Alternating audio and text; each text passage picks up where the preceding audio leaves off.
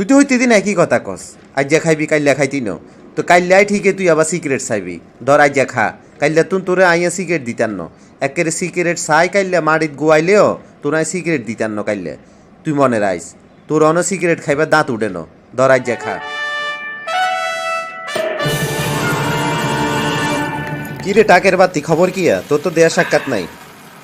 হিসে আমার রিক্সা, আমি তো টাকের বাতি কইলে সেতি না, তুই তো রিক্সা কইলে সেতি যাস। লেদা লেদা বলাই না বলে তোরে রিক্সা কয়। ইডা আর কথা ন, তুই যারে পছন্দ করে সুমাইয়া হিতি তোরে টাকের বাতি কয়। তোরে তো অনকে তোর আব্বা আম্মা যে রাম রাখছে রহিম এ নামে কেউ আর বলায় না, তোরে ব্যাকে টাকের বাতি কইয়ে বলায়। তুই আর বন্ধু, তুই এডি দামা চাপা দিবি, তুই আরও উস্কাই দে সোলাইনে রে। আন্ডার দিন দিন স্কুলে সিনিয়র হইয়ের আন্ডা একটা মানিজ্যত আছে না বেটা। তুই নিজে মনে হয় উস্কাও না, খালি আর দোষ দ। তুই নিজে আগে ভালো হইজ, তারপর আই ভালো হই যামু। তোর লগে ঘুরি ঘুরি আই সিগারেট খানা শিখিয়ের, আই খালি আজ যা সিগারেট খামু, আর সিগারেট খাইতার ন, সামনে বাসি খরিককে চলিয়ে ইয়ের। তুই তো হইতে দিন একই কথা কস। আজ যা খাইবি কাইল্লা খাইতি ন, তো কাইল্লাই ঠিকই তুই আবার সিগারেট চাইবি। ধর আজ যা খা, কাইল্লা তুন তোরে আইয়া সিগারেট দিতার ন, একেবারে সিগারেট চাই কাইল্লা মাড়িত গুয়াইলেও তোর আই সিগারেট দিতার ন কাইল্লা। তুই মনে রাইস, তোর অন সিগারেট খাইবার দাঁত উঠে ন। ধর আজ যা খা। টাকের বাতি দোস্ত আমার টাকের বাতি রে, ও রে দোস্ত আমার টাকের বাতি রে। এ একের ভালো লাগে না আবার এই কথা, আর একের ভালো লাগে না এইসব কথা শুনতে। তোর লগে আইয়ার নাই বেড়া, আন লগে গুইত ন। তুই আন লগে ন গুইলে তোরে হইতে দিন স্কুলে খানবাড়ির হোলাইনে দড়ি দড়ি হিটবো। তুই আন লগে গুরুজ দেন খানবাড়ির হোলাইনে ডরে তোরে কিছু কইতে পারে না। আচ্ছা যাই হোক, আজ যেতুন তোর স্কুলে কেউ টাকের বাতি কইলে সবাই আগে আমি প্রতিবাদ করবো। আই চাইলমু চাই তোরে কনে টাকের বাতি কয়। বেডা আইসে আনলাই প্রতিবাদ করতো, তোরে যে মানুষের রিক্সা কয় তুই ইডও তো থামাইতে আরস না, তুই আর টাকের বাতি কেনে থামাইবি? বেটা হওয়া লেখার দিকে তো তোর কোনো মনোযোগ নাই। গতবারে একবার অঙ্ক হেল করছিলি মনে আসেনি? একেবারে সারে তো তোরে নিচের ক্লাসে রাখতে ডাকছিল আবার 2 বছর। আন্ডার লগে তো তুই উঠিতি না, তুই তো অঞ্জু ছোটো ভাই ওই থাকতি। হরে তোর আব্বা রিকোয়েস্ট করছে, আন্ডাও সারের কত রিকোয়েস্ট করি তোরে আবার উঠেছি নতুন ক্লাসে। এবার তো মনে তুই আর উঠিতি না, তুই আদু ভাই ওই একে নিচের ক্লাসে থাকবি। আরে দোস্ত আর অঙ্কে একটু সমস্যা। গতবার ইংরেজি হরিকে তোর তো আমি একটু বেশি নাম্বার হাইছি, খালি অঙ্কে নাই হেল করছি।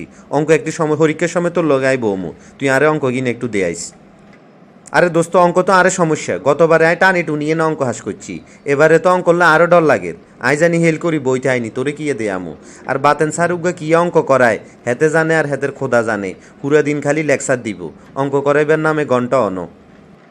ঠিক কইস তুই, বাতেন স্যার হেতে মোয়া পণ্ডিত, লেকচার দিবের সময় মনে হয় হেতে অঙ্কে জাহাজ, কিন্তু অঙ্ক করাইবার নামে ঘন্টা অন। দোস্ত দেরি হয়েছে, তাড়াতাড়ি চল। প্রথম ঘন্টা মনে হয় অঙ্ক স্যারের, বাতেন স্যারের। চল তাড়াতাড়ি চল, ক্লাস বই যাইব।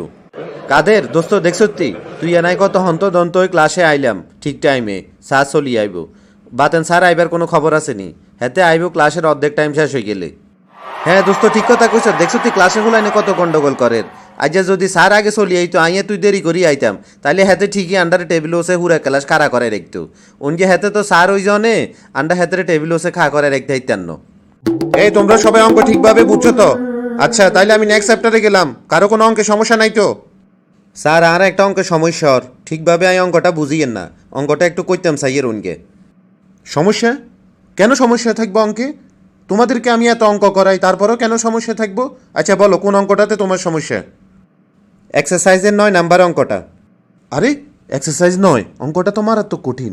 আমি নিজেও তো দেখি আসিনি অঙ্কটা, আমি নিজেও তো ভুলে গেছি অঙ্কটা। এখন তো আমি জীবনেও করাইতে পারবো না। আরে তাহলে তো বিপদে পড়ে গেলাম নাকি? স্যার নিজে নিজে কার লগে কথা কন, কিছুই তো বুঝিয়েন না। আমরা খাতা খুলছি, অঙ্কটা একটু বুঝাই দেন, অঙ্কটা কঠিন আছে, আমরা কেউই অঙ্কটা করতে হারিয়েন না, আপনি একটু বুঝাই দেন না স্যার। এই কোনো অঙ্কই কঠিন মনে করা যাবে না, এক্সারসাইজ নয় তো, ঠিক আছে আমরা এটা নেক্সট ক্লাসে করব আগামীকাল।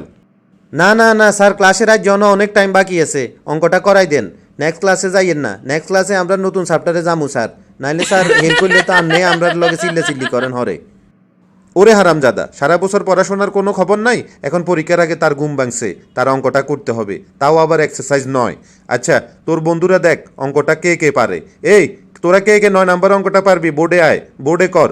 তা কার কার কনফিডেন্স আছে বোর্ডে আইসে অঙ্কটা করি দেওয়ার? স্যার অঙ্কটা কঠিন আছে, ক্লাসে কেউই অঙ্কটা হারেন, আর নেই করি দেন স্যার। আজ পারতে হবে, পারবে না কেন? এরকম ক্লাস আমি জীবনেও দেখি নাই যেখানে স্টুডেন্ট টিচার কেউই এক্সারসাইজ 9 নাম্বার অঙ্কটা পারে না। স্যার টিচারও পারতেছে না? না মানে আমি বলতেছি স্টুডেন্টদের মধ্য থেকে কেউ পারতেছে না হেবেটা আইসি টিচারের ভুল ধরতে এক্সারসাইজ নয় এই অঙ্কটা তোরা কেউই পারিস না ক্লাসের মধ্যে ছি ছি ছি এত বড় ক্লাস এতজন ছাত্রছাত্রী কেউই পারিস না লজ্জা লাগে না তোদের এই কথা বলতে তোদের লজ্জা হওয়া উচিত সামনে তোদের ফাইনাল এক্সাম তোরা কিভাবে নিজেকে আয়নার সামনে দাঁড় করাস লজ্জা লাগে না তোদের এই তোরা এত অপমানিত হচ্ছ তাও তোদের মাথা থেকে কোনো বুদ্ধি বের হয় না টুস করে কেউ একজনে গুগল থেকে দেখে অঙ্কটা করে নিয়ে আয় না সব কথা কি আমাকে শিখিয়ে দিতে হবে স্যার ক্লাসরুমে মোবাইল ব্যবহার করা নিষিদ্ধ আপনি তো মোবাইল দেখলে ক্লাসরুমে আমরা কেলানি দেন আমরা ওই যে গুগল কর্ম কতুন আর তাছাড়া গুগলে অঙ্কটা এভাবে সাজানো দেওয়া নাই